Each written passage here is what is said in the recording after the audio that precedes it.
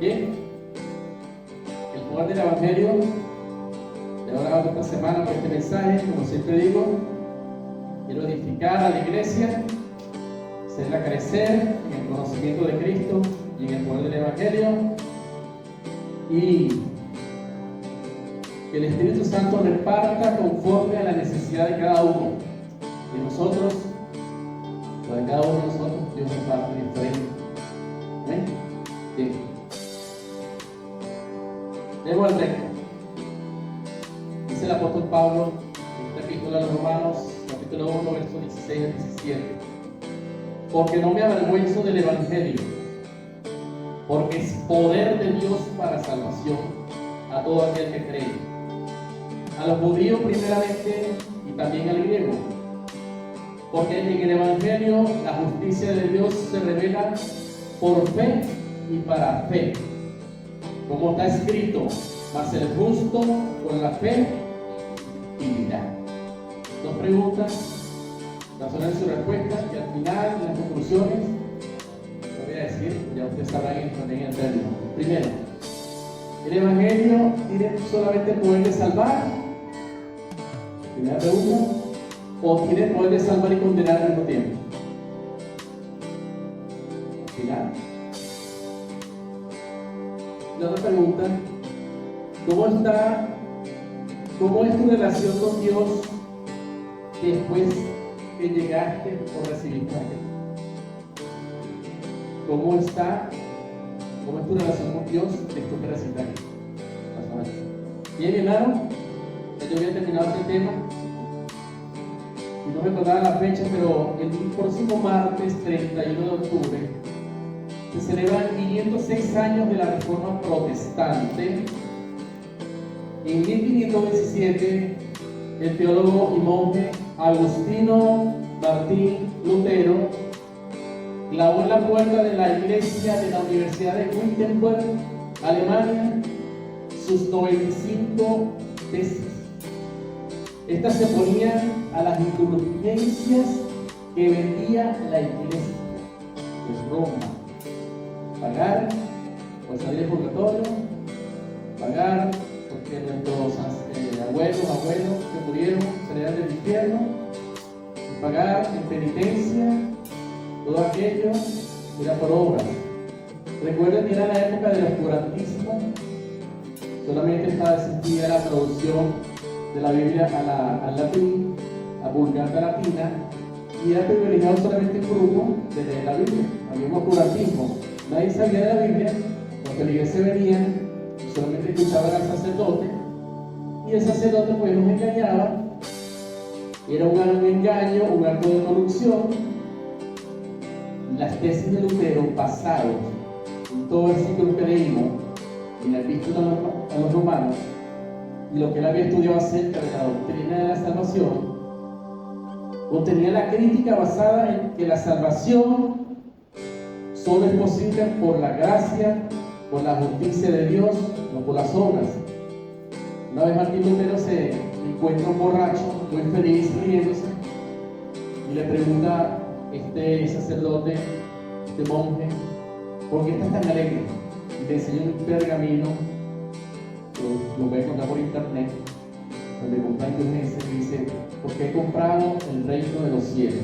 Eso indigna a Martín Lutero completamente, y empieza a proferir las tesis hasta que no le hacen caso y las pegan completamente en la iglesia, y se arma el revuelo, lo secuestran, le piden que se retracten, y si no le cortan la cabeza. Y ella dijo: si 100 cabezas tengo, 100 cabezas pongo. Y llegó el día de la ejecución, fueron a buscarlo, y por la gracia de Dios el rey lo secuestra, lo lleva oculto y termina la Biblia en alemán.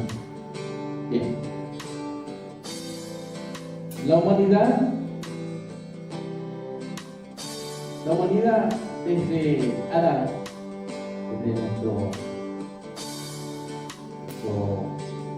representante humano, Adán, pasando por Abraham, Isaac, Job, Moisés, leyes, hasta Cristo, hasta hoy, estos días, Ese hermano presenta cuatro problemas. Cuatro problemas. El pecado, por cuanto todos pecamos, estamos separados de la presencia de Dios. La influencia personal del pecado en las personas, la moral, la conciencia, la culpa, herencia, nuestra actitud de un tiempo pecaminosa, producto de la influencia del pecado, las consecuencias espirituales, número 3, del pecado, condenación y muerte. Esa es la herencia de Adán. Y cuarto, la manera errónea, desde siempre hasta hoy, de manera errónea de justificarse o de presentarse justo delante de Dios por su propia obra, por su propia cosa que haga el ser humano. Entonces, mi hermano, es desde Adán hasta hoy que muchos ignoran, no saben, no conocen, no entienden que la salvación es una obra de Dios, es la justicia de Dios, es la manera como Dios declara inocente al pecador por medio del Evangelio de Jesucristo. El hombre ignora esto y se aferra a su propia justicia, a su propia moral de presentarse delante de Dios, donde Isaías dice que nuestras propias obras son trapos de injusticia y que solamente las obras vienen producto de la justicia de Dios cuando creemos en Jesucristo. Entonces, esta gente establece su propia justicia y no se aferran a la justicia de Dios, a lo que dice Dios acerca del Evangelio. Bien.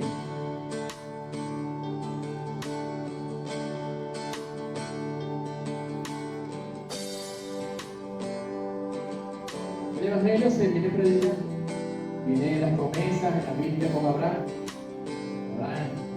Lo siguiente, Cristo será bendita en las naciones de la tierra, quitará el pecado en un día, la herencia de Abraham, la promesa, Isaac, Jacob, el apóstol, Dios introduce la ley para que la gente supiera que su moral es indigna de Dios, que sus pensamientos no son los de Dios, que su comportamiento no es de Dios.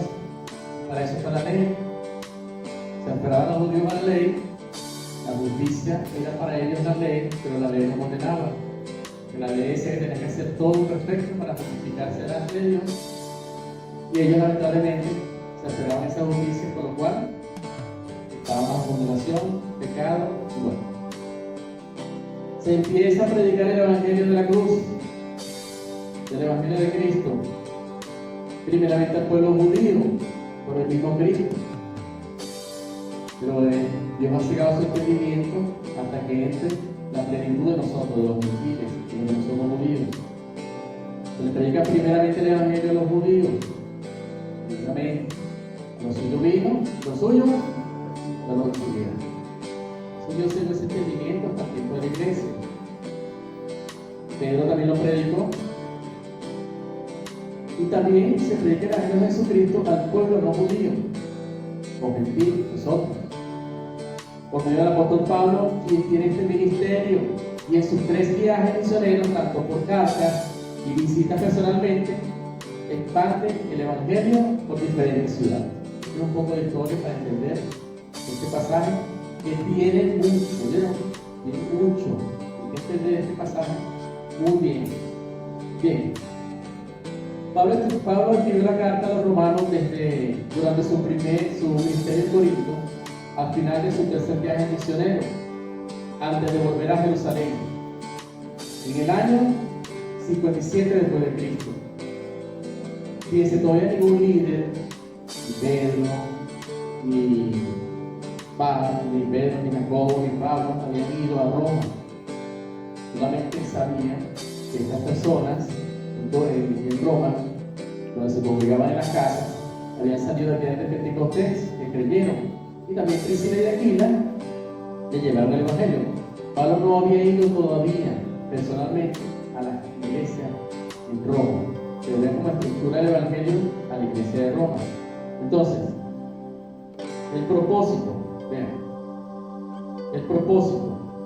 de esta carta fue para animar a los creyentes a seguir el verdadero mensaje del Evangelio y demostrarle a algunos cristianos judíos que no querían la justicia de Dios sino por sus obras ellos mismos, que solo la justicia de Dios anunciada por medio del Evangelio es la única que tiene el poder de justificarnos delante de Dios, es decir, declarar al culpable inocente, nosotros, ya que estos cristianos judíos se justificaban a sí mismos, se jactaban de la ley, y finalmente Pablo expresa su deseo de visitarlos y anunciarles.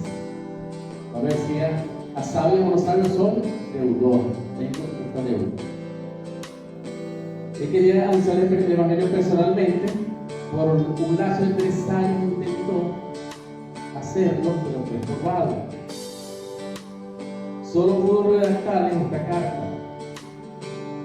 El poder del Evangelio está en esta carta. O sea, toda la estructura del Evangelio, la columna vertebral del Evangelio está en esta carta. Desde la culpabilidad del hombre hasta su justificación. En materia. No se separen de sus versículos que tenían. Verso 16. Por encima nada más, porque necesito desarrollar el otro para terminar allá. Dice Pablo, porque no me avergüenzo del Evangelio. Ahora decía, no me avergüenzo de anunciar el Evangelio. Me avergüenzo de predicar la salvación por medio de Jesucristo. Recuerda que el Evangelio allá a ese tiempo tenía persecución, y para los gentiles era locura, una locura. Para los griegos, para los judíos, tropezadero, pero para nosotros, poder de Dios para salvación. Entonces era una locura predicar el Evangelio, como hoy día. Yo le predico a una persona el Evangelio que Cristo murió por él, por su pecado, para la vida eterna, y ciertamente lo va a ver a veces como una locura. Pero el Evangelio dice aquí, es poder de Dios, emana de una autoridad de Dios, de una maravilla de Dios, es un milagro de Dios que concede Dios. El poder de Dios para salvar está en el Evangelio, en las buenas noticias acerca de Cristo, para salvación. Propósito del Evangelio, para salvación, solamente salvación. Recuerden que las demás cosas son añadiduras, pero el Evangelio es para salvación. Nuestra voz por Cristo. Entonces, la palabra evangelio no es una religión. La palabra evangelio no es una religión. Ha tenido mucho significado en la historia. El último fue buenas nuevas, buenas noticias. El evangelio significa buenas noticias. ¿Acerca de qué? Acerca de la obra de Cristo en la cruz. Debe ser una buena noticia. Le llegó el gas, la buena noticia acerca del gas. Llegó la gasolina, recibió una buena noticia acerca de la gasolina. En este caso, el Evangelio es una buena noticia acerca de la obra de Cristo en la cruz del Calvario, en el centro de la fe cristiana. Bien, y este versículo que vamos a leer ahorita, 17, todo lo vamos a entender, lo voy a explicar fácilmente. Es necesario entenderlo todo porque a veces leemos rápidamente. Somos justicia de Dios. ¿Qué será eso? Vamos a ver. Porque en el Evangelio, ¿verdad?, la justicia de Dios se revela cuando el Evangelio es anunciado. El Evangelio, la justicia de Cristo es anunciado, se muestra el poder de Dios para salvación, y se muestra la justicia de Dios. La justicia de Dios. ¿Cuántos estudian aquí derecho, de derecho, abogado. ¿Cuántos son? En el primer semestre no ven una materia que se llama Derecho Romano. En el segundo semestre, ¿no? Sí, sí. Pablo toma la terminología justicia en el contexto de la justicia penal. ¿Ya? De la justicia penal en un tribunal penal donde hay un acusado a quien se le imputan cargos, le cargan delitos, y describe la manera en la cual el juez en su autoridad declara a una persona inocente o culpable. De acuerdo a las pruebas, el juez justo con autoridad declara inocente o culpable. Pregunto, ¿cuál era nuestra condición, nuestra relación con Dios antes de llegar a Cristo? Culpable, ¿verdad? ¿Está bien? ¿O hay algo inocente aquí? Culpable. Justicia, ¿no? Poco a poco. Justicia. ¿Qué es justicia? Virtud de dar a cada uno lo que le corresponde. ¿Qué es justicia? Ejemplo. El mes de noviembre va a aumentar el sueldo a $400. Sería justicia. Se hizo justicia, lo merecíamos. ¿Sí? Metieron preso a un corrupto en este país. Se hizo justicia, merecía, lo merecía. Y es importante, el domingo en la central, cuando predicaba el hermano Yagre, ninguno se durmió. Sería justicia. Ok. Como un Dios justo,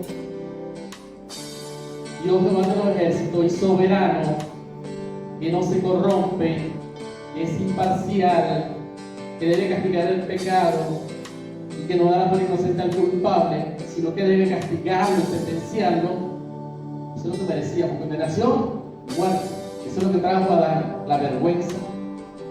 Trajo a Adán. Todos pecados. Entonces, este juez justo decide en su misericordia, nuestro Dios, en un acto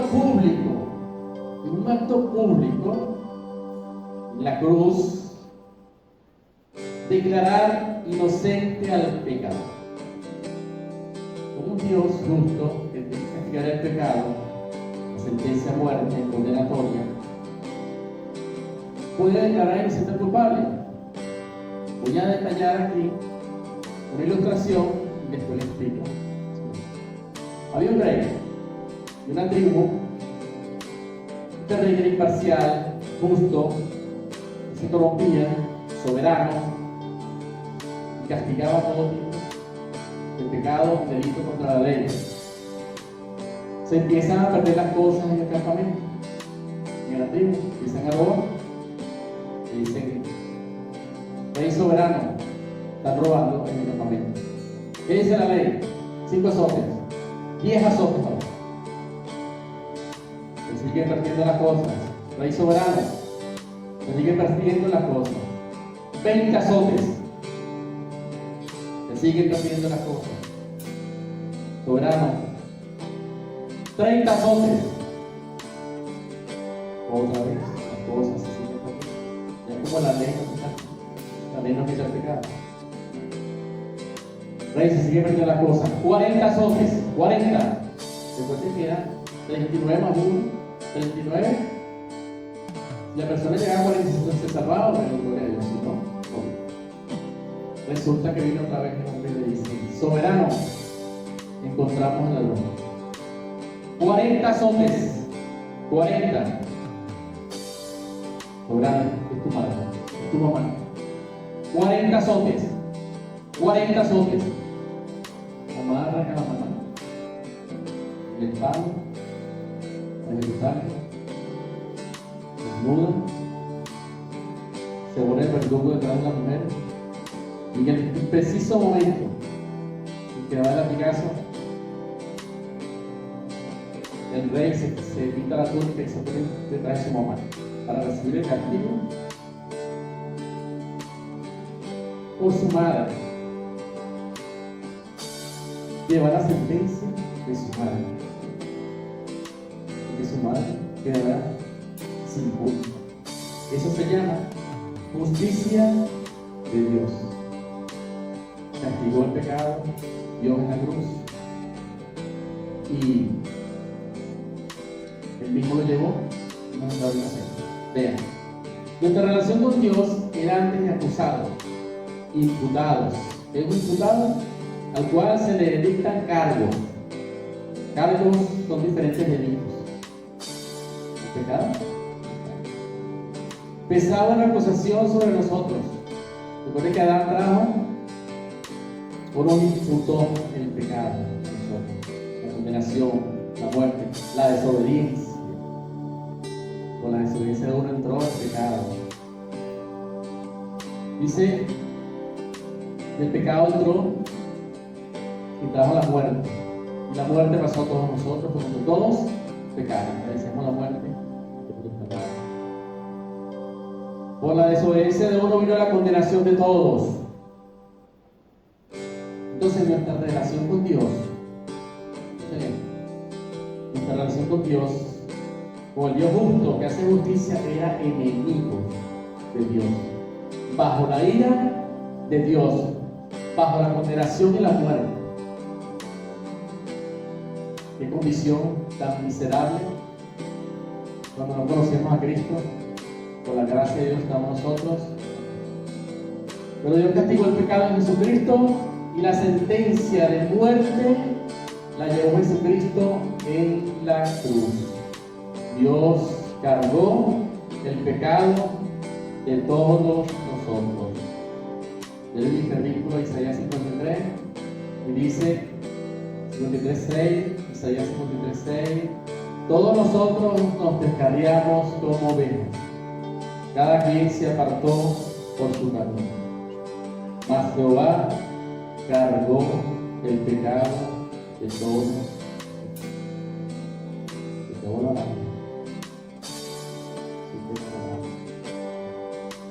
Cargó el pecado, la expiación, cargó la culpa.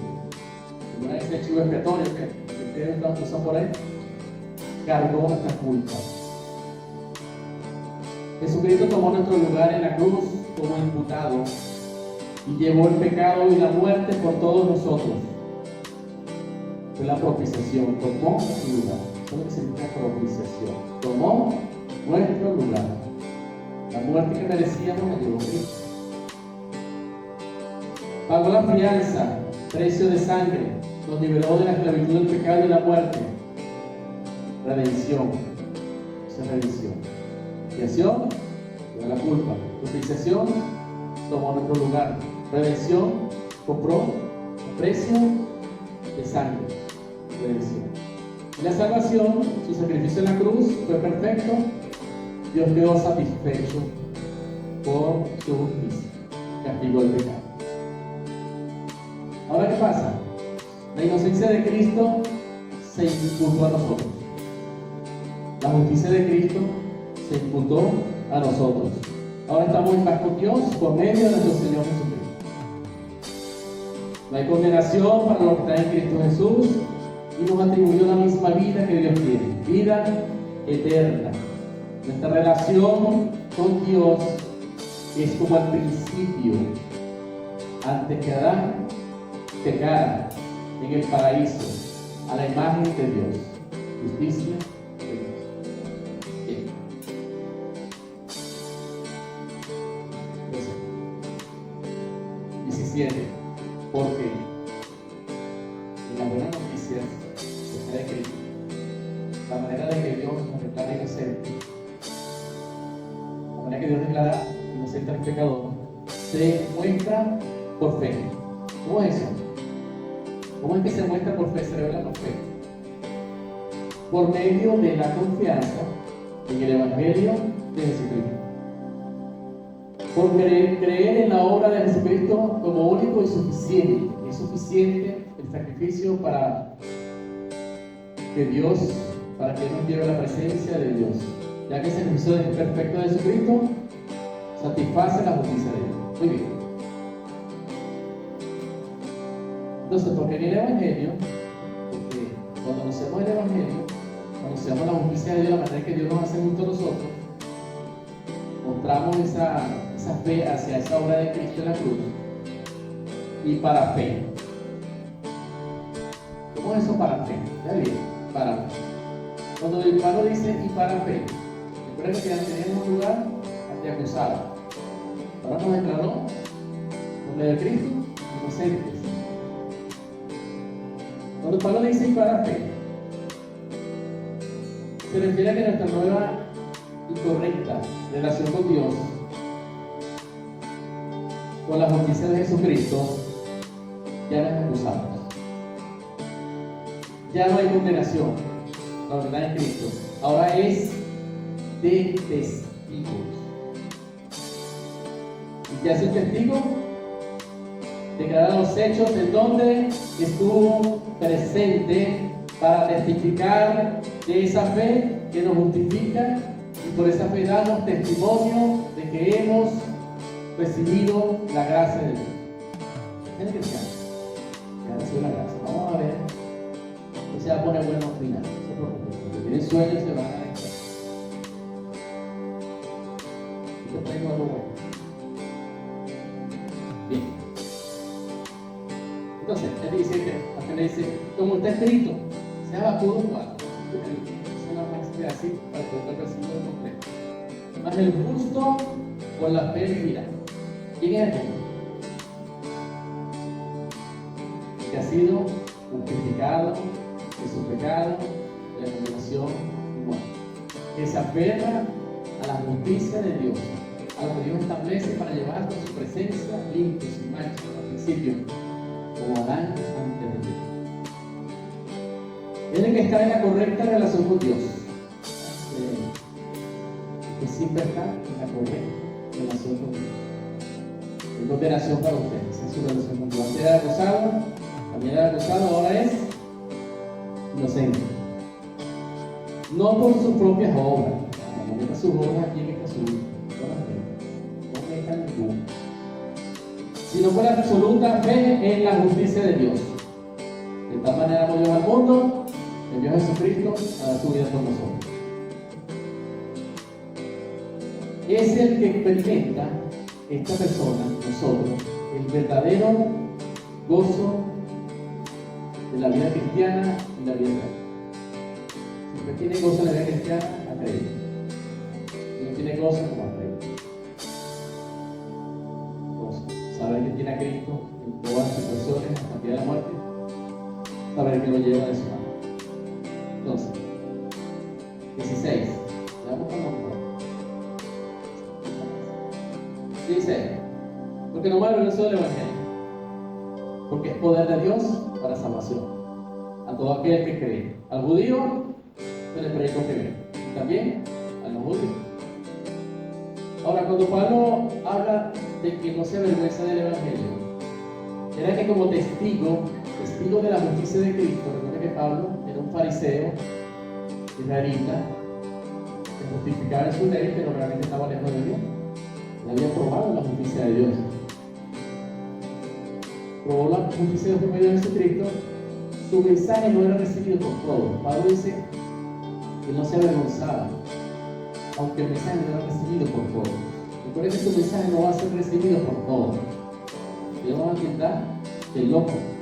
Porque el evangelio es locura. Por eso no tiene miedo de a veces de predicar de modo que ahí sí que estoy loco. Y menos a una persona importante, ahí sí que estoy loco. Entonces, ese mensaje no era recibido por todos. Para algunos era una locura, judíos y gentiles. Pero Pablo, es lo que vamos a hacer nosotros, reconocía que la eficacia, que la fuerza del mensaje no estaba en él, sino en el Evangelio. Y este llegaría a dar salvación a los creyentes solo por el poder de Dios y otorga Dios. Por eso es que el Espíritu Santo hace efectiva la obra de Jesucristo. Convence de pecado, de culpa. Toda conciencia es culpable delante de Dios. Toda conciencia y toda obra debe cerrar. ¿Sentimos la justicia de Dios? La manera en que Dios imputa nuestro pecado a Jesucristo, nos imputa la inocencia de Cristo a nosotros, estamos crucificados juntamente con Cristo para vivir. Resucitamos con Cristo. Primero, bueno. Bien. Las aplicaciones para la iglesia, ya te hablamos de mensaje. Número 1. Somos testigos de la justicia de Dios por medio del Evangelio de Jesucristo. Alguien nos predicó. ¿Cierto? ¿Quién nos predicó? Porque la fe fue el oír, y el oír es el mensaje de salvación, el mensaje de la justicia de Dios.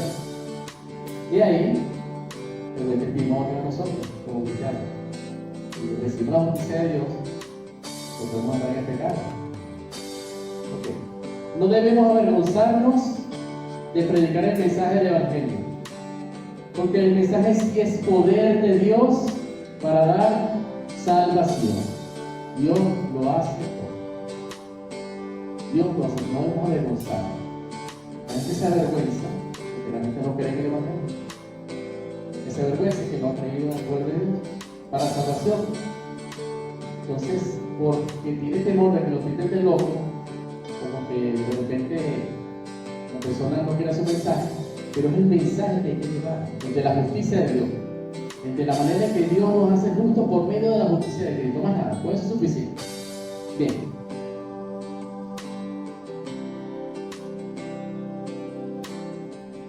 La iglesia de hoy necesita reformadores del Evangelio, como Martín Lutero. Nosotros, bueno, en ese tiempo había oscurantismo, ¿eh? Que era de la Biblia. Como criticaba, digamos así, que fueron engañados por la iglesia era engañada por las autoridades. Y ahora que hay más versiones bíblicas, la iglesia sigue en oscurantismo personal, porque simplemente no escudriña la escritura porque os parece que está la salvación. Oscurantismo personal.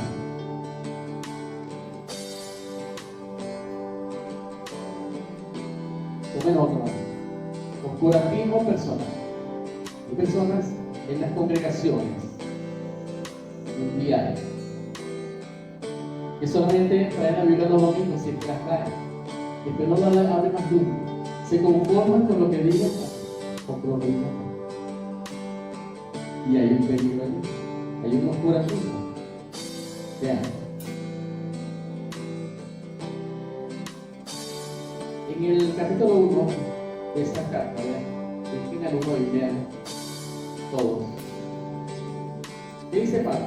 Pablo, siervo y apóstol de Jesucristo, llamado a ser apóstol, apartado para el Evangelio de qué? ¿Qué produce el Evangelio de Dios?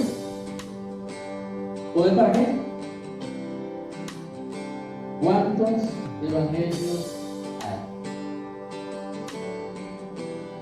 Digamos, el de las obras no salva, de la prosperidad, menos. De la falsa promesa, menos. Por ahí hay uno que tuvo un video que puede sacar algo de cristiano, orando, un apóstol. Ese es un verdadero apóstol que puede sacar las almas del infierno. Es un verdadero apóstol de Satanás. Porque, y así muchos miembros, ¿no? El evangelio debe predicarse sencillo, que la persona entienda que está en mala relación con Dios.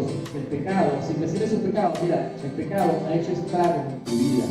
Yo no te conozco, pero yo solamente quiero que veas tu familia, tu conciencia y tu culpa, para que veas que es necesario que Cristo entre en tu vida, para que quite en ti esas cosas, ese dominio del pecado en ti, que te traiga desgracia, que te muestre la ruina de tu vida.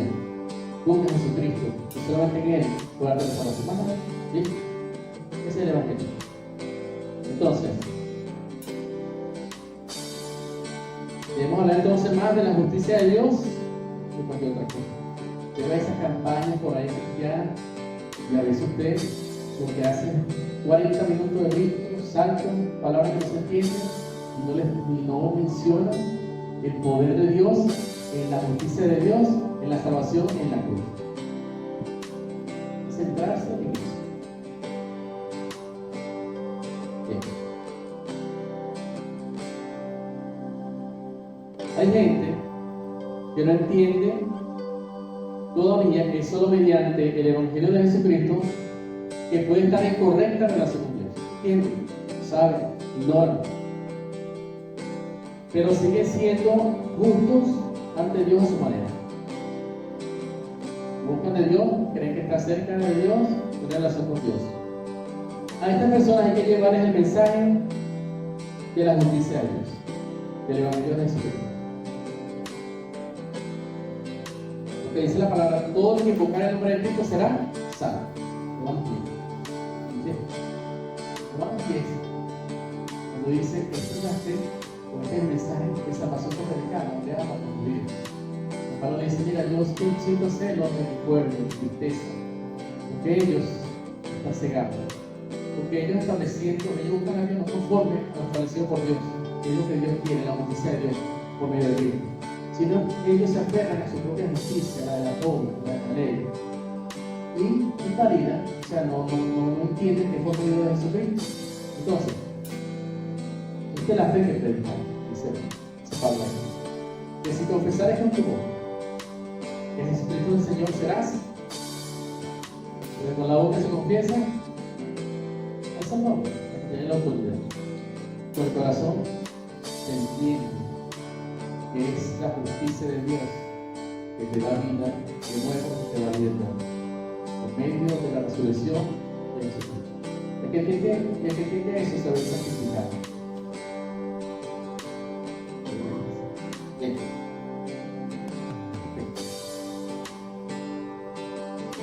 Somos deudores como Pablo. Pablo decía, yo he ido a Roma a visitarlo. Tengo una deuda con usted. Pero él escribe la carta. Esta mención escribe la carta a los romanos. Nosotros somos deudores a nuestros vecinos, a nuestros hermanos de sangre, a nuestros conocidos. Quizás no podemos visitarlos, pero antes que usted ponga en su estado, se vende en dólares, ponga algo que resalte la justicia. Si su directorio tiene 100 personas, le va a llevar el Evangelio de la gracia de Cristo a esa persona. A veces, no sé, se pone cualquier cosa en el estado del WhatsApp, cualquier tontería, en vez de poner un estado en donde la persona puede escuchar el Evangelio 3/4 palabras, 4 palabras, porque es poder de Dios para salvación. Dios va a hacer ahí algo, no usted. Entonces somos deudores a nuestras personas, a nuestros hermanos, a nuestra familia, la iglesia, hermanos, necesita hoy día personas que anuncien el Evangelio como es, de la gloria de Cristo, porque ahí está el poder. Cristo te ama, dice. Yo llegué con esa palabra y una persona, yo estaba ya tomando mi corazón, hace una persona, Cristo te ama. Y empecé a meditar.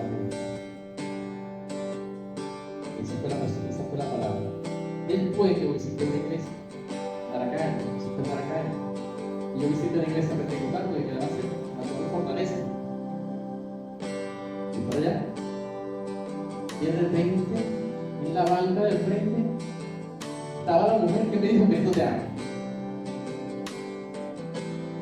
Yo voy para allá. Hermana, bendiga, vaya. Quiero agradecerle por esa palabra, como dijo otra vez, que decía algo que esa doña, la hermana, si a todos le decíamos Cristo te ama. Con esa sola palabra, a veces no creemos que es superficial, Cristo te ama. Resulta que es una palabra que puede llegar al corazón, como familia. Entonces, hagamos, hermanos, como todos, tenemos deberes, ser como Martín Lutero, estudiar la Escritura y restaurar la iglesia, restaurar nuestro pensamiento, restaurar lo que hacemos, restaurar todo leyendo la Biblia. Este es el manual. El que no lea este manual, hermano, no voy a juzgar a nadie. Pero es necesario. Lea, tú, que es el diccionario.